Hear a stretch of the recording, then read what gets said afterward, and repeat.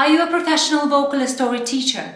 Have you ever had those days when your voice was so tired from performing or teaching that you were afraid to develop a vocal injury? As a professional vocalist and a teacher myself, I know the challenges of managing a heavy workload. Keep watching till the end to learn how to reshape your lifestyle and support your voice. Hello everyone, my name is Katya. I'm a professional vocalist and a teacher, and there was a time where I had about 22 students a week, plus performing classes, workshops, choir, music theory. So as you can imagine, my voice was always tired, and at some point I was really afraid of developing an injury. And it was the time where I had to spend my entire weekends on a vocal rest, and I thought, something is not right. I had to figure out and reshape the way I think about my voice, and I think about my lifestyle as well. Now, the game changer for me was to not overload your schedule, which means to spread your timetable evenly across all your teaching days and try not to overdo on some days. Your voice will get used to this consistency, and it will allow you to rest and recover. And actually, speaking of rest, it is so important that you plan that time in your schedule as well. So for example, if you need 8 hours of sleep, you make sure that you go to bed at a very specific time to allow your body to be ready for the morning, and as well plan how many hours does your voice need to actually wake up. So for example, for me, I need at least 2 to 3 hours. That means that I had to go to bed at about 10 p.m. early as that, so that I can teach to my best abilities in the morning. Now, it would be wise to have at least one day a week when you are on a complete vocal rest, and also to have small breaks during your teaching day. Again, it will allow your voice to calm down a little bit and avoid injuries. Now, another very important thing is actually to try to avoid the stress at all costs. The stress immediately affects your breathing and affects your diaphragm. It diverts our mental focus from our technique, and most importantly, it creates all these little problems that singers don't like, such as tension in our jaw or tension around our larynx. Now, if you don't know what I'm talking about, just try to Google muscle tension dysphonia. It is a very common problem, unfortunately. And my personal remedy for stress was actually having regular spa and massage days, at least once or twice a month. Now, I was planning for it and I was budgeting for it. Now, let's talk about the technique. I don't have to say you this should be a common knowledge, but you always have to warm up.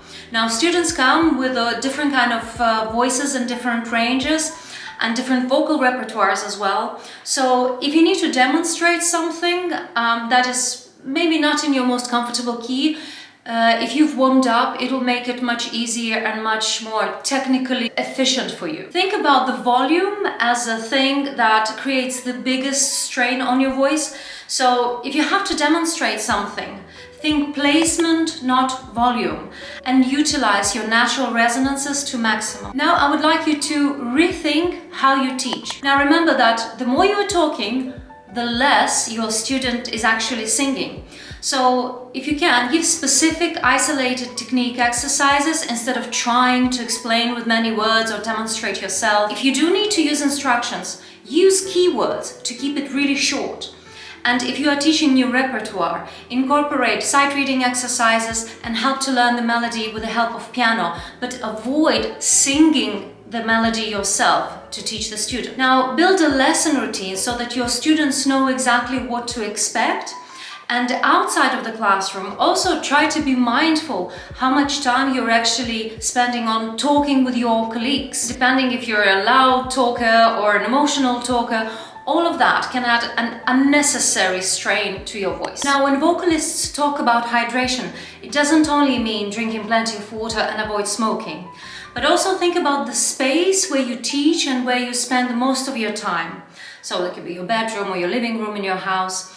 And most of the spaces have air conditioner or a heater.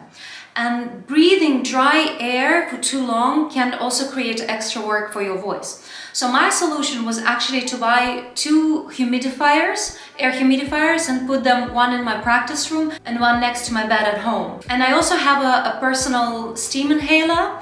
So after a long day of teaching, I would use it. It would, help to hydrate my voice and just used to help to reduce the swelling and any inflammation. Now, if you're also teaching while playing the piano, keeping your posture straight is so important for your vocal technique. You don't want to collapse inside. So I know it is hard to sit straight for several hours a day, especially if you're having many students. So actually adding daily physical exercises just to strengthen your core muscles and your back muscles will help you to keep that posture straight during the entire day, and again will help your technique in the long run. Now lastly, be mindful of your food and alcohol intake. You probably know that alcohol tends to increase the dryness in our vocal folds, but most oftenly, while consuming alcohol, we also tend to relax a little bit and speak really loudly. And obviously that creates unnecessary extra workload for your voice. Now, I know that a lot of people are struggling with acid reflux, so just keeping your diet in check and avoiding foods that can, irritate your stomach is something to be aware of in the long run again. So these were my vocal health tips for today. I hope this was helpful. I wish that your voice stays healthy and vibrant and hydrated. Now, if you have had any specific interesting experiences, I would love to hear from you. And if you have anything to add to my tips, you're welcome to do so in the comments. Bye!